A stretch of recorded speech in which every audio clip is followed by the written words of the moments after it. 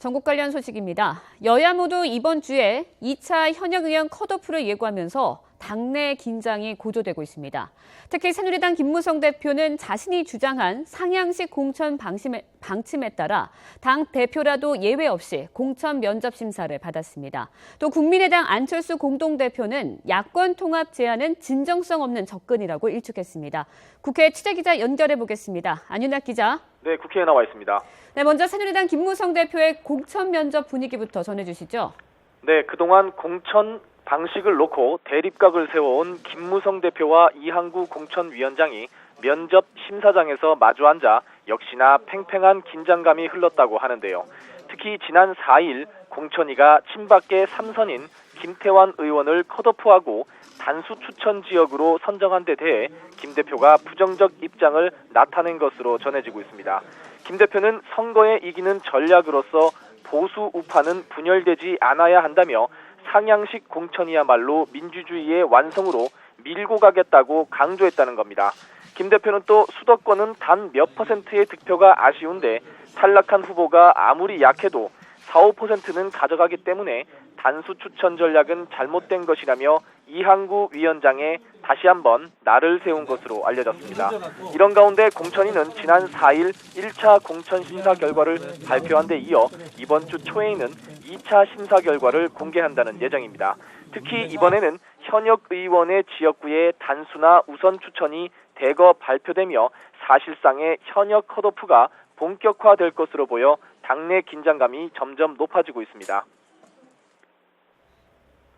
네, 그런가 하면 야당도 오늘 공천 면접 일정을 소화했죠? 네, 그렇습니다. 더불어민주당은 오늘 지역구 추가 신청자들에 대한 면접 심사를 끝으로 지역구 면접 일정을 마무리했습니다. 특히 당내 영입 인사인 표창원 전 경찰대 교수와 김병관 전 웹젠 의장, 조응천 전 청와대 비서관이 수도권에 공청을 신청해 그 면접 결과가 주목됩니다. 더민주는 또 현재 현역 의원들을 대상으로 2차 컷오프를 위한 막판 정밀 심사에 집중하고 있는데요. 이르면 화요일, 오는 8일 그 명단을 공개할 예정이어서 이 또한 파장이 만만치 않을 것으로 보입니다.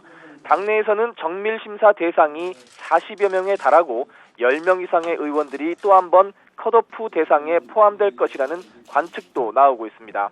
호남 민심에 공을 들이고 있는 국민의당은 오전 10시부터 광주 지역 집단 면접을 진행했습니다. 국민의당 내에서는 광주 현역 의원들에 대한 물갈이 폭에 관심이 쏠렸던 만큼 오늘 면접 결과에 따른 내부 갈등의 가능성도 배제할 수 없습니다. 네, 오늘 오전에는 국민의당 안철수 대표의 기자회견도 있었는데요. 다시 한번 야권 통합에 대한 거부 입장을 분명히 했다고요. 네, 안 대표는 오늘도 작심한 듯 더민주 김종인 대표의 야권 통합 제안을 거세게 비난했습니다. 야권 통합 제안을 선거를 혼탁하게 하는 정치공학적 접근이라며 다시 한번 평가절하했는데요. 또 최근 김종인 대표가 20% 컷오프 대상에 있는 국민의당 의원들의 이름을 공개하겠다며 무례하게 행동해 놓고 다시 합치자고 제안한 것은 진정성이 없다며 정치 공작일 뿐이라고 비판했습니다. 김종인 대표를 직접 정조준하기도 했습니다. 안 대표 자신은 야권 통합을 위해 그동안 여러 차례 결단해 왔는데 김 대표는 새누리당의 새 확산을 위해 헌신했다며 누가 통합을 말할 자격이 있느냐고 따졌습니다. 그러면서 이 광야에서 죽을 수도 있다는 말로 일각에서 제기되는 수도권 후보 연대의 가능성에도 선을 그었습니다.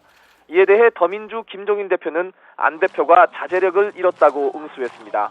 김종인 대표는 선거 로고송 영상을 찍은 뒤 기자들과 만나 안 대표가 극도로 흥분한 것 같다며 이같이 말했습니다.